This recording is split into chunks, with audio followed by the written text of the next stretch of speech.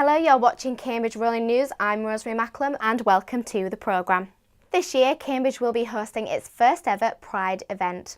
The Museum of Cambridge is recognising this historic step with an LGBTQ exhibition. Every year, people turn off their lights for 1 hour of solidarity with global efforts to protect nature.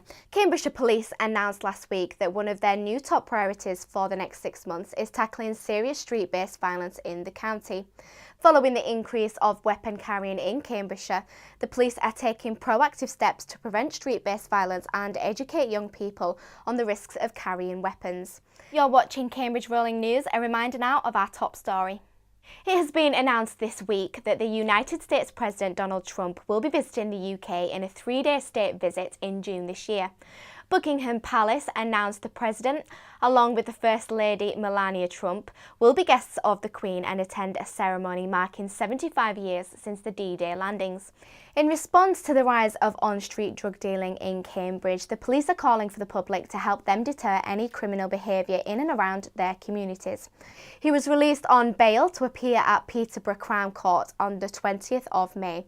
The fatal collision, which resulted in the death of 3 Peterborough residents, occurred on the Fletton Parkway just after midnight on Sunday the 14th of April. Friday the 15th of March 2019 is Red Nose Day, and people all over the UK will be coming together to fundraise money for vulnerable people across the country and all over the world. Since it began, Red Nose Day and Comic Relief has raised over £1.2 billion. Local centre Clip and Climb in Cambridge are just one of the organisations joining in the fundraising efforts this year. They have launched an extreme challenge week, daring children and adults to reach the pinnacle of their stairway to heaven. I went along to talk to them about their fundraising and to even have a go myself. Next up, Chinese IT giant Huawei is inviting residents to come and view the company's plans for their new site in Sawston. Huawei paid more than £37 million for the 550-acre plot known as the former Spices site in South Cambridgeshire and is planning to build a new research and development facility.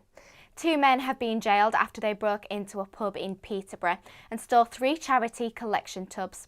The men, who were both homeless, were captured on CCTV and recognised by local officers.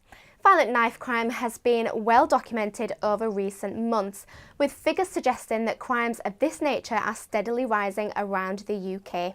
The national campaign, which this year celebrated its 4th year, aims to supply parents with information regarding the benefits of breastfeeding. You're watching Cambridge Rolling News. A reminder now of our top story. The Wolf Institute, which focuses on religious difference through research, teaching and outreach, is working on a number of projects designed to deepen our understanding of these politically loaded terms. Let's take a look at some of the local sport now. And 2-time Olympic champion James Cracknell has said it will be his proudest moment in rowing when he competes with the Cambridge crew in the 2019 boat race. Colin Calderwood's side made the long trip to Carlisle as they continued their efforts to distance themselves from the relegation zone. The initiative was set up to facilitate trust between the club and fans, as well as to increase transparency in the way the club operates. In an even second half, Jabu Iberi got the goal to level 2-2 and haunt his former side on 68 minutes. Both teams had chances to win the game, but it ended all square and Cambridge remain in 20th place. Thank you for watching Cambridge Rolling News, but I'm afraid that's all we have time for. But don't forget, if you've missed something or you just want to watch a particular story again, you can find us on YouTube.